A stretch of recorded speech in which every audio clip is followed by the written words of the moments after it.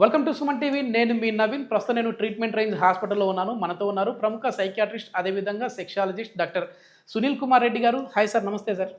Sir, నిజంగా మీ previous video ఒకటి చూసి షాక్ అయిపోయి ఖచ్చితంగా సార్తో ఈ వీడియో చేయాలి అని చెప్పేసి వచ్చాను. 87 ఏళ్ల వయసులో ఒక పెద్దాయనకి అంగస్తంభన సమస్యలు వస్తే సార్ని మీట్ అయితే ఆయనకి 100% రిజల్ట్స్ వచ్చాయని చెప్పారు.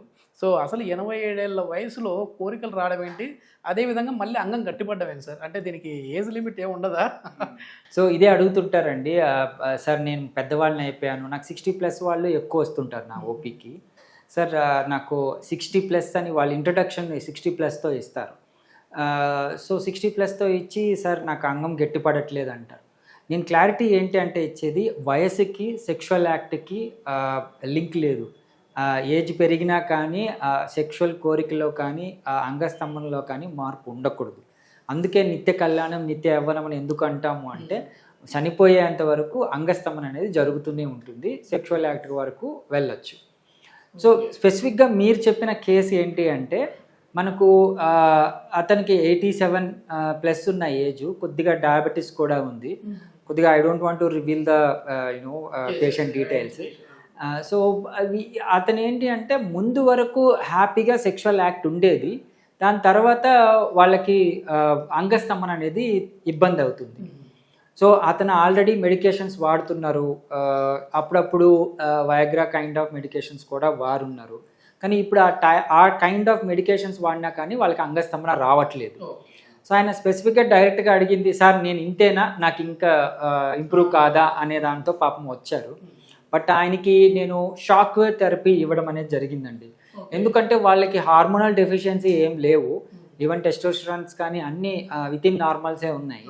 సో సింపుల్గా మనం ఏంటంటే, అంగానికి రక్త ప్రసరణ పెంచే టెక్నిక్ ద్వారా అతనికి అంగస్తంభన లోపాలని కరెక్ట్ చేయడం అనేది జరిగింది. ఓకే, ఇంతకు తాతగారి హ్యాబిట్స్ ఏంటని అడిగారా సార్? అంటే ఆ ఏజ్లో అంత హెల్తీగా ఉండడం కావచ్చు, తర్వాత ఇట్లాంటి కోరికలు రావడం అనేది కూడా చాలా ఇంపార్టెంట్ కదా. సో ఆయన లైఫ్ స్టైల్ ఏంటి, ఎట్లా మీరు అడుగుతూ ఉంటారు కదా పేషెంట్ వచ్చినప్పుడు, ఏం చేస్తారు? అతను హ్యాపీ లైఫ్ అండి, రిటైర్డ్. యాక్చువల్లీ వైఫ్ కూడా వాళ్ళిద్దరే ఉంటారు ఇంట్లో, పిల్లలు కూడా బయట సెటిల్డ్. సో వాళ్ళు హ్యాపీ, వాళ్ళు వీక్లీ వన్స్ బాగా కలిసేవాళ్ళు. రీసెంట్ 1.5 ఇయర్ నుంచి పాపం అంగస్తంభన రావట్లేదు అని. సో మెడికేషన్స్ కూడా ఎక్కువేం వాడట్లా, ఓన్లీ డయాబెటీస్కి మాత్రమే వాడుతున్నారు. అతనికి హ్యాబిట్స్ కూడా అంతగా ఏం లేదు. అకేషనల్గా ఆల్కహాల్ ఉండేది, స్మోకింగ్ అవాయిడ్ చేశారు, అంటే తాగేవాళ్ళు, తర్వాత స్టాప్ చేసేసారు. సో ఆయన ఫిజికల్గా హెల్దీగా ఉన్నారు. ఎటువంటి చిన్న పెయిన్స్ తప్ప, ఆర్థరైటిస్ తప్పితే ఈ పెద్ద కంప్లైంట్స్ ఏం లేవు. సో ఆ హెల్దీ లైఫ్కి ఈ సెక్షువల్ లైఫ్ యాడ్ అయితే వాళ్ళ లైఫ్ హ్యాపీగా ఉంటుంది కదా. సో ప్రాబబ్లీ అందుకోసం నన్ను అప్రోచ్ అవ్వడం జరిగింది. మన ట్రీట్మెంట్ తర్వాత he is leading his sexual life very happy. నిజంగా ఆయన నుంచి చాలా వరకు కూడా యూత్ చాలా లెసన్, అంటే ఆయన లైఫ్ స్టైల్ అనేది.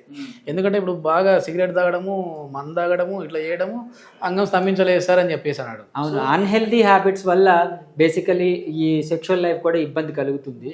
బట్ హెల్దీ లైఫ్ కంటిన్యూ చేస్తే సెక్షువల్ లైఫ్ కూడా ఇంప్రూవ్ అవుతుంది. ఇప్పుడు మామూలుగా ఆల్రెడీ వయాగ్రా కావచ్చు, ఈ సెల్డనఫిల్ సిట్రేటు, టెడనఫిల్ సిట్రేటు, ఇట్లాంటి అబెనఫిల్, ఇవన్నీ ముందు నుంచి వాడుతూ ఉన్న వాళ్ళు ఈ ట్రీట్మెంట్ తీసుకోవచ్చా అండి? ఎట్లా ఉంటుంది అసలు ఈ షాక్ వేవ్ అనేది?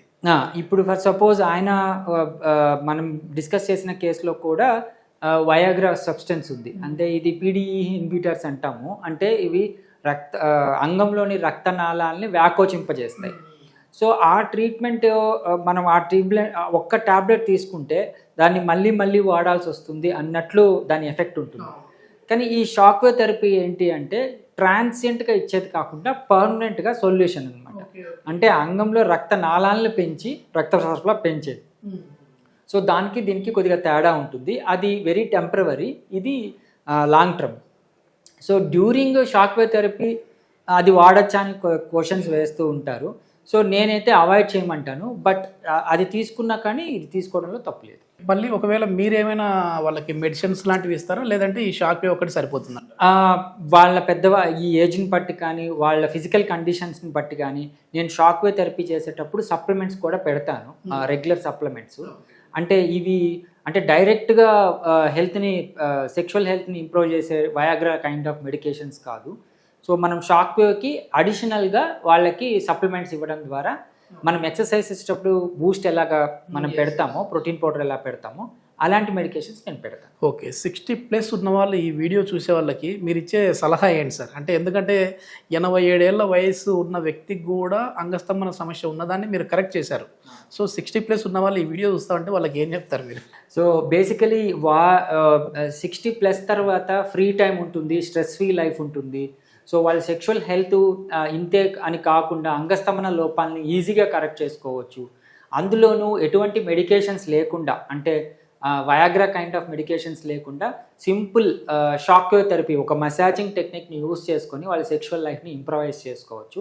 Apart from that healthy life style, అందరినీ 60+ తర్వాత ఆరోగ్యం చాలా ముఖ్యం, ఫిజికల్ హెల్త్ మెయింటైన్ చేసుకోవాలి, ఆకలి నిద్రని మెయింటైన్ చేసుకుంటూ సెక్షువల్ హెల్త్ని కూడా ఇంప్రవైజ్ చేసుకుంటే వాళ్ళు హ్యాపీ లైఫ్ని గడపచ్చు. థ్యాంక్ యూ సార్, చాలా మంచి ఇన్ఫర్మేషన్. Thank you.